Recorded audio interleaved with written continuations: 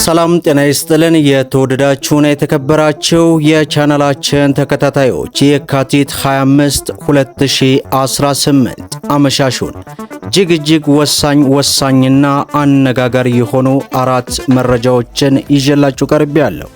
በቅድሚያም ዋና ዋናዎቹን በማስቀደም እንጀምራለን። ጠቅላይ ሚኒስትር ዶክተር አብይ አህመድ ከወቅታዊ ጉዳይ ጋር ተያይዞ አነጋጋሪ መግለጫ ሰጥተዋል። በዝርዝር ይዘነዋል። በሌላ በኩል ከመንግስት ሰራተኞች ደሞዝ ጋር በተያያዘ እጅግ ያልተጠበቀና አስደንጋጭ የሆነ መግለጫ ወጥቷል። ይህንንም በዝርዝር ወደ እናንተ እናደርሳለን። እንዲሁም የአዲስ አበባ ደንብ ማስከበር ባለስልጣን በተቋማቶች ላይ እርምጃ መውሰዱም ተሰምቷል። ይህንንም በዝርዝር እናደርሳለን። በሌላው መረጃችን የገቢ ግብር ሊጣል ስለመሆኑ አዲስ መግለጫ ወጥቷል። ይህንና መሰል መረጃዎችን በዚህ ምሽት ወደ እናንተ እናደርሳለን። ቪዲዮውን ላይክ እያደረጋችሁ እስከ መጨረሻው ድረስ አብራችሁን ቆዩ። በቅድሚያም የአዲስ አበባ ደንብ ማስከበር ባለስልጣን ተቋማት ላይ እርምጃ መውሰዱን አስታወቀ። የሽንት ቤት ፍሳሽ ቆሻሻን ወደ ወንዝና ወንዝ ዳርቻ የለቀቁ የሆቴል አገልግሎት የሚሰጡ ተቋማት 600 ሺህ ብር መቅጣቱን የአዲስ አበባ አስተዳደር ደንብ ማስከበር ባለስልጣን አስታወቀ። እርምጃው የተወሰደው ከአካባቢ ጥበቃ ባለስልጣን ጋር በመተባበር ነው ያለ ሲሆን ድርጊቱ የተፈጸመው በቂርቆስ ክፍለ ከተማ ወረዳ 1 ልዩ ቦታው ባምቢስ አካባቢ ሲሆን ተቋሙ ካሁን በፊት የሽንት ቤት ፍሳሽን ወደ ወንዝ በመልቀቅ 300 ሺህ ብር ቅጣት እርምጃ ተወስዶበት እንደነበር ተገልጿል። ይሁን እንጂ ተቋሙ ከስህተት ሳይማር በድጋሚ ፍሳሽ በመልቀቅ የቅጣቱን እጥፍ መቀጣቱን ባለስልጣኑ አስታወቀ። በከተማ አስተዳደሩ ከፍተኛ ወጪ በማውጣት የተሰሩ ወንዝና የወንዝ ዳርቻዎች ልማቶችን በመበከል ሊታለምበት ዓላማ እንዳይውል በሚያደርጉ ግለሰቦችና ድርጅቶች ላይ የሚወሰደው አስተዳደራዊ እርምጃ አጠናክሮ እንደሚቀጥል ባለስልጣን መስሪያ ቤቱ ባወጣው መግለጫ ላይ አስጠንቅቋል። በሌላው መረጃችን የገቢ ግብር ሊጣል ስለመሆኑ ተሰምቷል። ገንዘብ ሚኒስቴር አዲስ ባዘጋጀው የገቢ ግብር ረቂቅ ደንብ በኢትዮጵያ ነዋሪ ሆነው በዲጂታል አማካኝነትና በፍሪላንስ ወይንም ርቀት የሥራ ዘዴ ገቢ በማግኘት ግለሰቦች የሚተዳደሩ ላይ የገቢ ግብር ተፈጻሚ ሊያደርግ መሆኑን አስታወቀ። ማንኛውም በኢትዮጵያ ነዋሪ የሆነ ሰው ከሀገር ውስጥም ሆነ ከውጭ ሀገራት ምንጮች በዲጂታል ይዘት ፈጠራ ውስጥ በማንኛውም የፍሪላንስ ሥራ የሚያገኘውን ገቢ በጥሬ ገንዘብም ሆነ በአይነት ግብር ይከፍላል ይላል። የዲጂታል ይዘት ፈጣሪዎች ያገኙትን የገቢ መጠን በሚመለከት ትክክለኛና የተሟላ የሂሳብ መዝገብ የመያዝ ግዴታ ተጥሎባቸዋል። ይህንን ግዴታ ባልተወጡ ግብር ከፋዮች ላይ ታክስ የሚወሰነው በሚኒስትሩ መመሪያ መሰረት በግምት ይሆናል።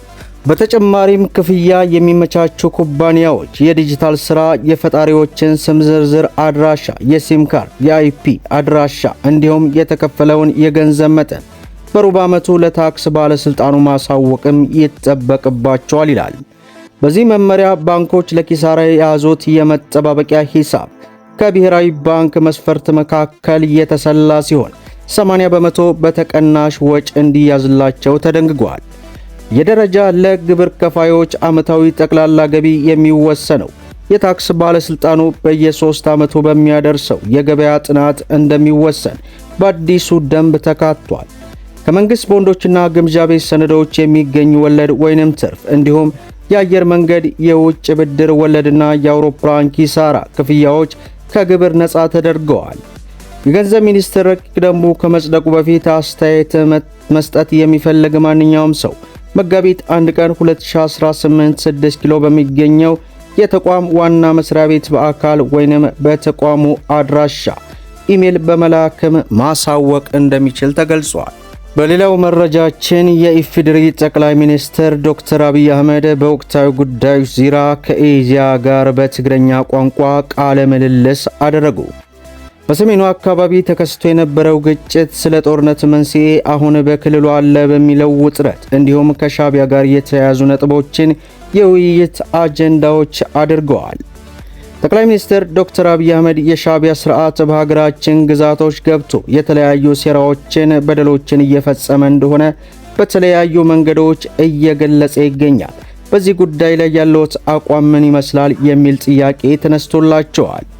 ለጥያቄው ምላሽ የሰጡት ጠቅላይ ሚኒስትርም የሰሜን እዝ እንደተጠቃ የቀረው ኃይል ወደ ኤርትራ ካቀና በኋላ የኤርትራ ሕዝብ እና ሻቢያ ለሰራዊታችን ያለው ድጋፍ የሚሞገስ ነው ያሉ ሲሆን የተደረገው ድጋፍ በምን ምክንያት ነው የሚሉትን ወደ ጎን ትተን ለአዎንታዊ አስተዋጽኦ በወቅቱ አመስግነናል። ይህ በግልጽ የታወቀና በአደባባይም ያደረግነው ብለዋል። የኤርትራ ሰራዊት የሰሜን እዝ ስለተጠቃ አጋጣሚውን ተጠቅሞ ወደ ትግራይ መግባቱ ይታወቃል። መንግስት በዚያን ወቅት የውጭ ኃይሎችን ለመከላከል የሚያስችል ሁኔታ ላይ አልነበረም። ኃይላችን ውስን ነበር። ከህወሓት ጋር ውጊያ ላይ ነበር የነበረው። የውጭ ኃይልን መከላከል አንችልም ነበርም ብለዋል። ስለሆነም የኤርትራ ጦር ትግራይ ውስጥ ገብቶ ከባድ ወንጀል ፈጸመ። ንጹሃንን ገደለ፣ ተቋማትን ዘረፈ፣ የሲቪልና ማህበራዊ ተቋማትን አወደመ። በተለይ በአክሱም ከተማ በሁለት ቀናት ውስጥ በመቶ የሚቆጠሩ ወጣቶችን ጨፈጨፈ ያሉ ሲሆን የሚገርመው የሻቢያ ስርዓት በባሰ መንገድ በልማት አያምንም፣ በስልጣን ሽግግር አያምንም፣ ልጆቹን የልጅ ልጆቹን ሳይቀር እንደማያምንም ጨምረው ገልጸዋል። ጠቅላይ ሚኒስትሩ አክለው በሀገራቸው እንዳይኖሩ ሰላም እያጡ ያሉት ኤርትራውያን ይህ የክፋት ሁሉ መሰረት ነው። ሰው በሀገሩም በውጭም መኖር ካልቻለ በጣም አስቸጋሪ ነው። ይህ ይቅር ሊባል የማይገባ በደል ነውም ብለዋል። እኛ ከልባችን ቀረብ ብለን ለመስራት ሞክረን ነበር። ከልምድም የተማርነው ምንድነው ካልን ከዚህ ኃይል ምንም ጥሩ ነገር ማግኘትና ማየት የማይቻል መሆኑን ጠቅላይ ሚኒስትር በዛሬው ዕለት ባደረጉት መግለጫ ብዙዎችን አነጋግሯል። በሌላው መረጃችን ከመንግስት ሰራተኞች ደሞዝ ጋር በተያያዘ እጅግ ያልተጠበቀና አስደንጋጭ መግለጫ ወጥቷል።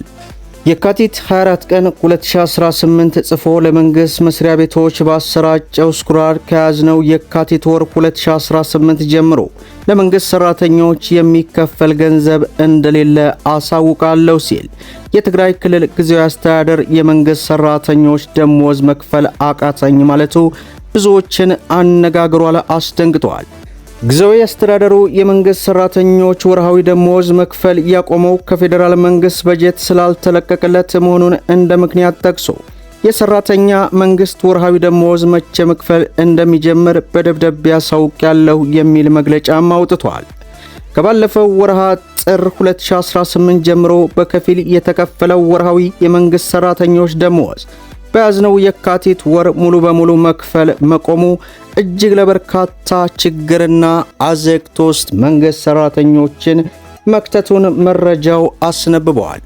መደመጥ ያለባቸው ወሳኝ ሆኖ አመሻሹን እየደረሱን ይመስላሉ። ቪዲዮውን ላይክ ሸር አድርጉት እያልኩ እስከ ፍጻሜው ድረስ አብራችሁን ስለቆያችሁ ልባዊ ምስጋናችን እየሰጠን በሌላ ቪዲዮ እስከምንገናኝ ወሰላሙ አለይኩም ወራህመቱላሂ ወበረካቱ።